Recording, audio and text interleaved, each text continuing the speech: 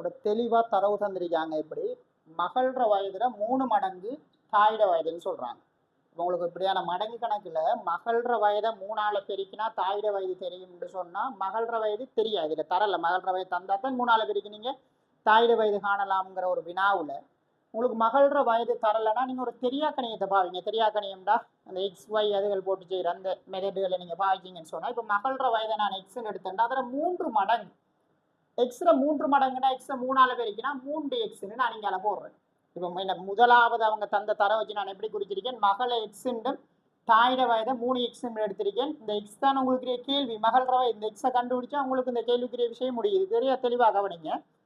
இப்போ 8 ஆண்டுகள்ல இவங்க 2 பேர வயதுகளுக்கு ஒரு தொடர்பு நடந்திருக்கு. ஆனால் அந்த 8 ஆண்டுகள்ல ஒரு ஆள்ற வயதுக்கு என்ன நடக்கும்னு நம்ம பார்த்தோம்னு சொன்னா 8 வயது கூட. இப்போ நம்ம சும்மா நம்மளே எடுத்து பார்த்தோம்னு சொன்னா இப்போ நமக்கு 8 ஆண்டுகள் என்ன செய்ய போகுது, 8 ஆண்டுகள் கூட போகுது. அப்போ 8 கூட்டுங்க 2 சைட்லையும். 8 ஆண்டுகளுக்கு பிறகு இங்கே எக்ஸ் சக 8 இங்க 3 எக்ஸ் சக 8 மாறப்போகுது.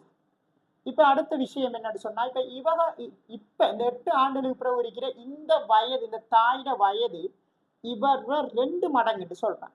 அப்ப இதை 2ஆ பெருக்கிறதுக்கு இது சமன் ஒரு சமன்பாடு ஒன்று உருவாக்கப்படுறேன். இதை 2ஆல பெருக்கிற கவனிங்க. 2 மடங்குண்டா 2ஆல ஒரு கோவையை 2ஆல பெருக்கக்குள்ள அடைப்பு முன்னுக்கு 2 போட்டீங்கன்னா 2ஆல பெருக்கப்படுதுன்னு அர்த்தம். இப்ப விஷயம் என்னன்னா இதுக்கு இது சமன் என்று அர்த்தம்.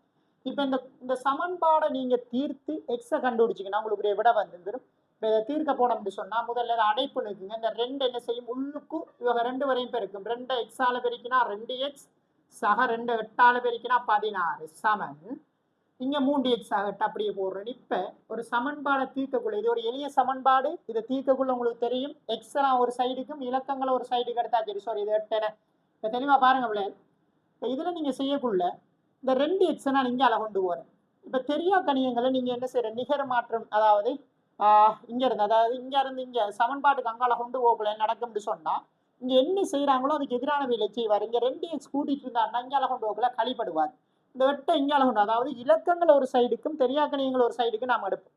இந்த 2 எக்ஸை நான் இங்கால கொண்டு போனேன்னு சொன்னா என்ன நடக்கும்னா அந்த 3 எக்ஸோட இந்த 2 எக்ஸ் கூட்டுப்படுற 2 எக்ஸ் இங்கால கழிப்படும். அதே போல இந்த 16 இங்கால இருக்கிற 16ஓட இந்த 8 வந்து இங்கால கழிப்படும். கூட்டுப்படுறால் கழிப்படுவார். அவ்வளவுதான் விஷயம்.